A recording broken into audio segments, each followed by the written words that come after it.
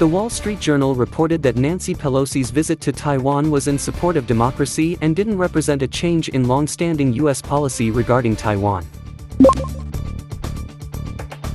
Nancy Pelosi's trip to China's Taiwan region is driven by mainly two factors. One is her own political consideration, that is to promote her political standing at home ahead of the forthcoming midterm election in the U.S. because now the Democrats are not in a good position vis-a-vis Republicans in the election. She wants to further consolidate her political legacy when she is about to quit the political stage, maybe later this year. Now, when China and the U.S. normalized relations, we had a joint communique in which the U.S. government promised that it would have only unofficial relations with people in Taiwan.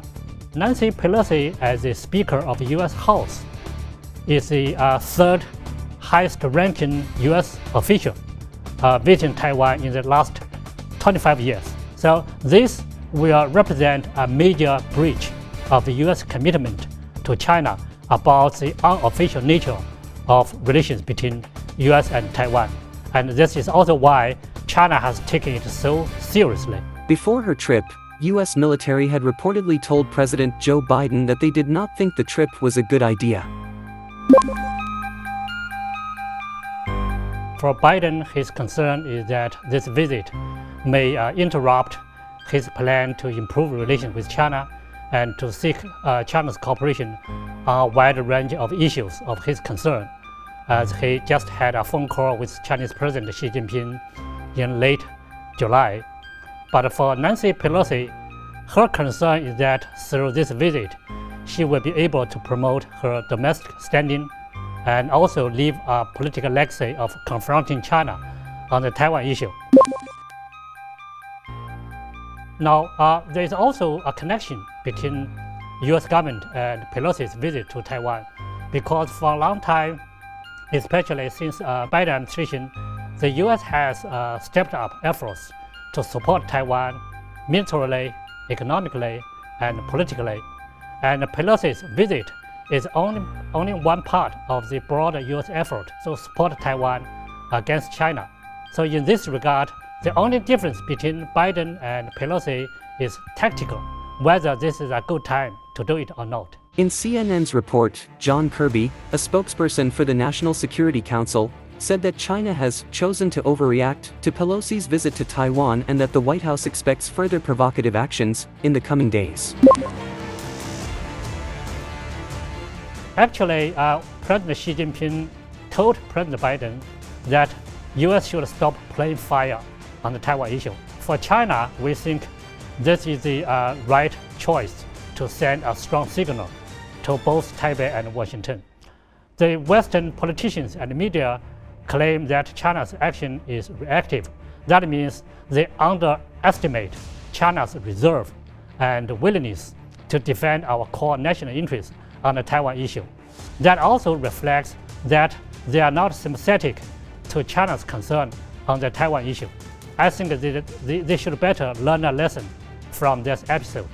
The NPR reported that China declared it was stopping all dialogue with the United States on major issues, from climate change to military reactions. The White House summoned China's ambassador to protest what it called China's irresponsible actions.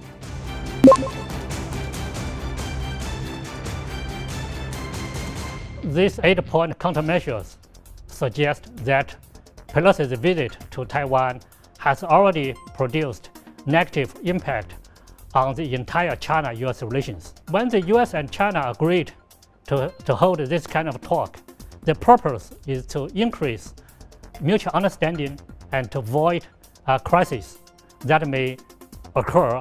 However, Pelosi's visit to Taiwan in itself suggests the U.S.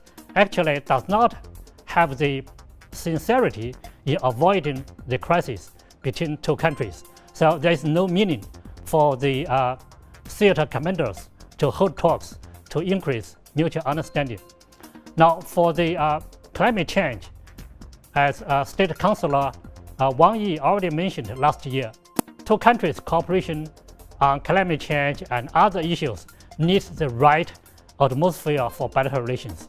If China-US relations are moving in the wrong direction, then there will be no atmosphere and political will to cooperate on this kind of issues.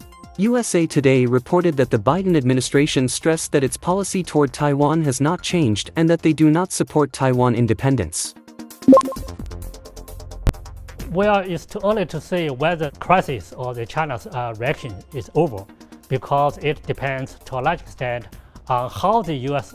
would react.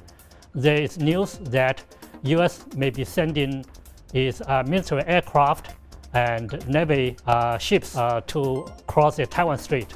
If that happens, that will be regarded as a further provocation against China, and China will certainly take further actions.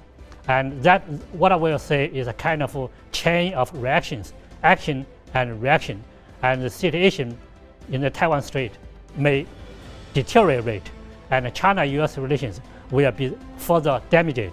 So I think the U.S. should be very cautious, not put oil on the fire. So what the U.S. should do is not to repeat its oral commitment to China, but rather to take practical actions to stop raising the level of relations with Taiwan and to challenge China's core national interests on this issue.